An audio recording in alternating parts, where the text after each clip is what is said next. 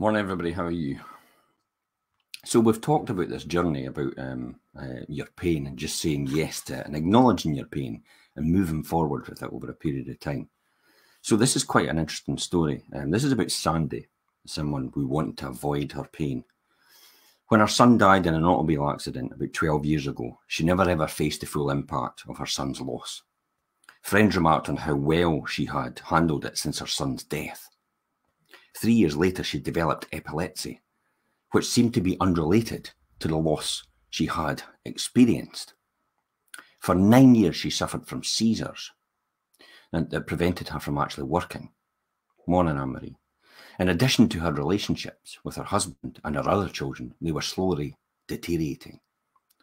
Sandy finally went on to support group to help her dealing with the upset and epilepsy was creating within the family. During the first session, the group leader asked if she'd ever suffered a great loss. And here it comes.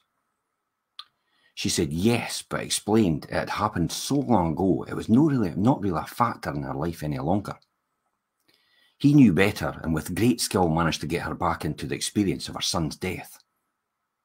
It was then she finally allowed her to grieve and her grief to emerge. Morning, Alana. Each time the group met, Sandy continued to deal with her pain. Almost miraculously, her epilepsy symptoms disappeared within 5 weeks. She discounted her medication and discontinued it and found a good job and began to repair the damage done within her home as a result of her illness. Morning, Francis. Pain can be incredibly destructive if it's kept submerged. Although Sandy is a dramatic example, acknowledged pain is subtly destroying many people's lives. We all know people who are out of touch with their pain, who have refused to let themselves feel their emotions. When we don't acknowledge our pain, it will be transferred into our bodily symptoms, anger, or something equally destructive. Saying yes means letting go and letting the pain in full force, knowing you will not only get to the other side of it, but also gain something in the end, if you actually look out for it. It's an interesting thought. The richer our lives, the more likely we are to experience pain and loss when you think about it. If we have a multitude of friends, we will have to deal with more goodbyes, ultimately. The more we are able to reach out into the world, the greater the likelihood is that we are going to experience failure or rejection. Think about that. The more successful people become, the more failure they have to deal with as a result, and rejection as a result of that as well. But that's ultimately how they become successful in the first place, is because they continue to do that.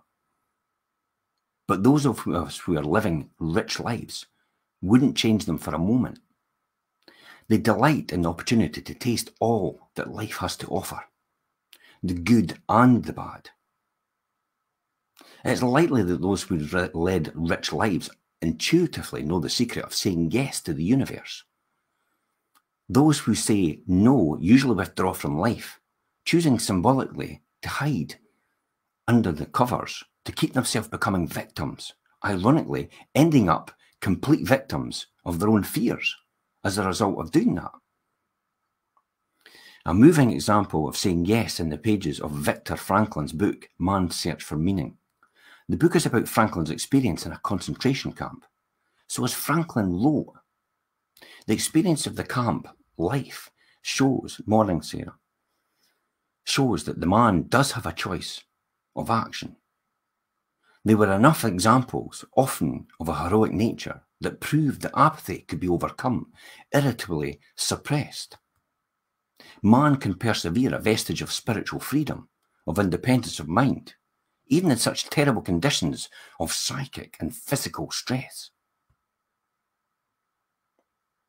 We who lived in the concentration camps can remember the men who walked through the huts, confronting others and comforting others, giving away their last piece of bread.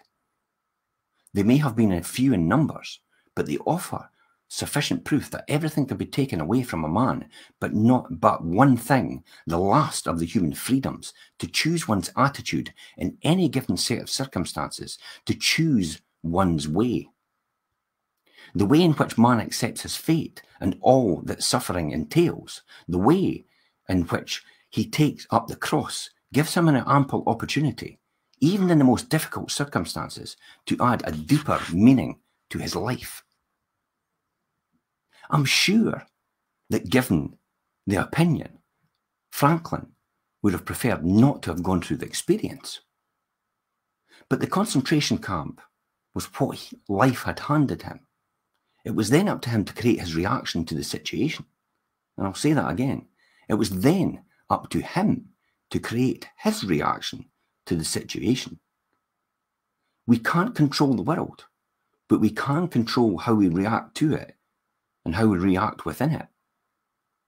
I think you now begin to see how saying yes to the universe can actually work. Not only can you reduce fear, but you can also create meaning in life. And I'll see you tomorrow at 7:30.